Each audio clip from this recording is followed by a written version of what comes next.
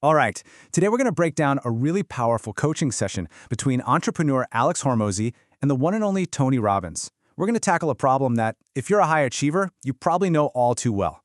You've climbed the mountain, you've reached the top, so why do you feel so empty?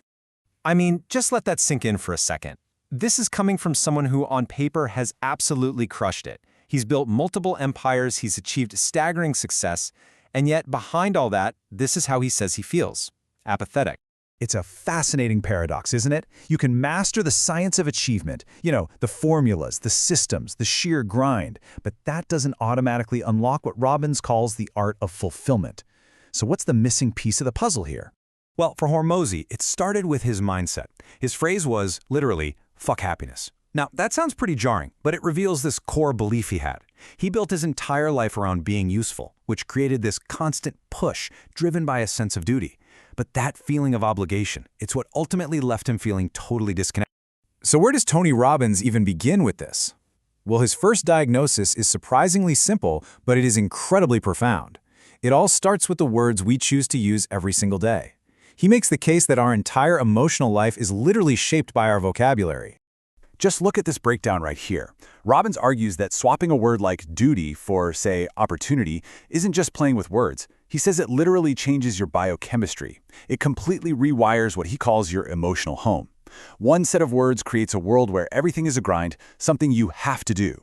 The other creates a world that feels like a gift, something you get to do. This is the core concept he introduces, transformation vocabulary. It's about being deliberate. For example, Hormozi was out there actively looking for a goal worth suffering for. Think about that. He was making suffering a requirement for success. And Robbins, of course, jumped right on that. And this point is just so crucial. Pain is going to happen, right? It's an inevitable part of life. But Robbins argues that suffering, that's a choice. It's a story we tell ourselves. And by making suffering a prerequisite for a worthy goal, you are basically hypnotizing yourself into feeling it when you could be choosing to feel alive and enjoy the process instead. Okay, so this leads to another really powerful idea.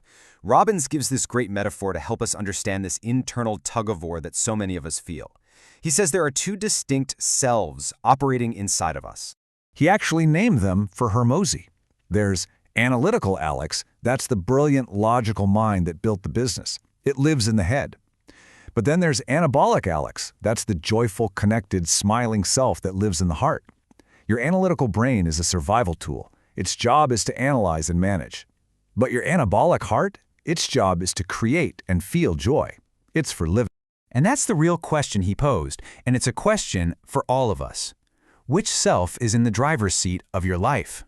See, the point is that you have a conscious choice.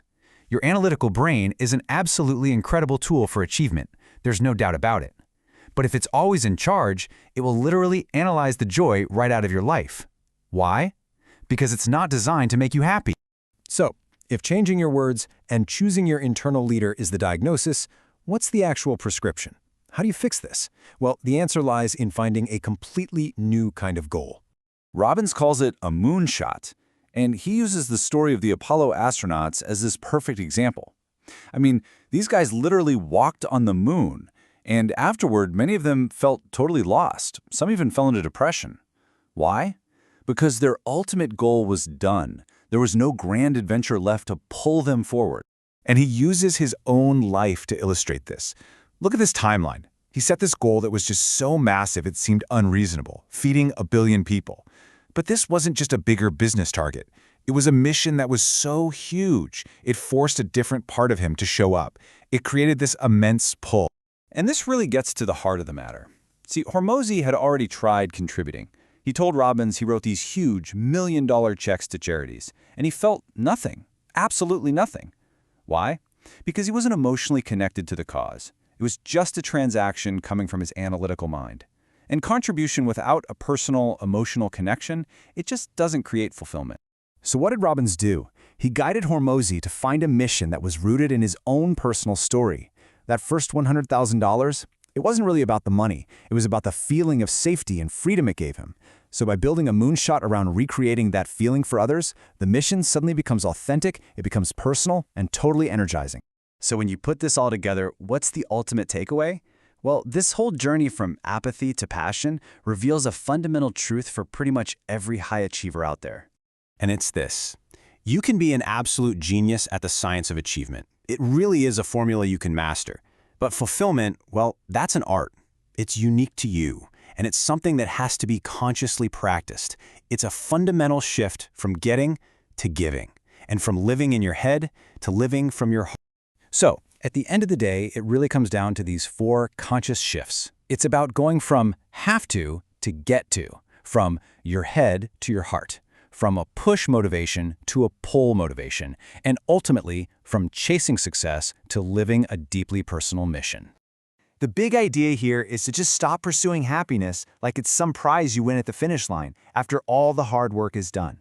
The real key is to start creating it right now through connection and contribution in a way that truly matters to you along the journey itself. And that religious leaves us with one final question to think about. What is your moonshot? What unreasonable, soul-stirring goal could pull you out of your head, into your heart, and make you feel truly and completely alive? Thanks for watching.